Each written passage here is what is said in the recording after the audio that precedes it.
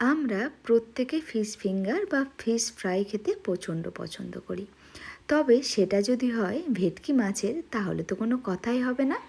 চলুন আজকে আমি আপনাদের সাথে শেয়ার করব ভেটকি মাছের ফিশ ফ্রাই আর ফিশ ফিঙ্গার, তাও আবার দুরকম পদ্ধতিতে। চলুন রেসিপিটা শেয়ার করি। প্রথমেই একটু বড় সাইজের ভেটকি মাছ নিয়ে ভালো করে কেটে ধুয়ে নেব। নুন দিয়ে একটু কিছুক্ষণের জন্য জল ঝরাতে দেব। এরপরে ম্যারিনেশনের পালা।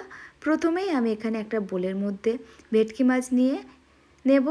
এরপরে আমার একটা পেস্ট করে নিতে হবে। তার জন্য আমার প্রয়োজন একটা গোটা পেঁয়াজ, 2 কোয়া রসুন, কাঁচা লঙ্কা, যে যেমন ঝাল খাবেন।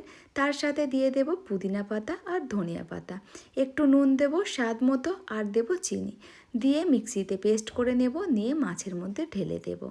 তার উপরে দিয়ে দেব একটু বিট লবণ, আর তার সাথে দেব গরম মশলা গুঁড়ো আর জিরে গুঁড়ো। এরপরে আমি একটা ডিম দিয়ে দেব, দিয়ে ভালো করে ম্যারিনেশনের জন্য রেখে দেব 6-7 ঘন্টার জন্য। 6-7 ঘন্টা পরে ফিরে আসব।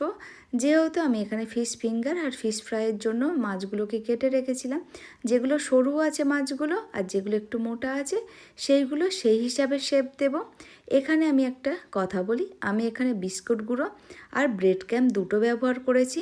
যাদের কাছে বিস্কুট গুঁড়ো থাকবে তারা বিস্কুট গুঁড়ো দিয়ে কোটিং করে নেবেন, আর যাদের কাছে ব্রেড ক্যাম্প থাকবে তারা ব্রেড ক্যাম্প দিয়ে কোটিং করবে। এর মধ্যে আর একটা কথা বলি, বিস্কিট গুঁড়ো দিলে ক্রিস্পিটা একটু কম হবে, আর ব্রেড ক্যাম্প দিলে ক্রিস্পিটা একটু বেশি হবে। দুটোই খেতে অনেক মজার লাগে। ম্যারিনেশন করার পরে মাছগুলোকে নিয়ে এই বিস্কিট গুঁড়ো আর ব্রেড ক্যাম্পের মধ্যে কোটিং করে নেব। এরপরে ডিপ ফ্রাই করে নেব। এইভাবে করে দেখবেন, আশা করি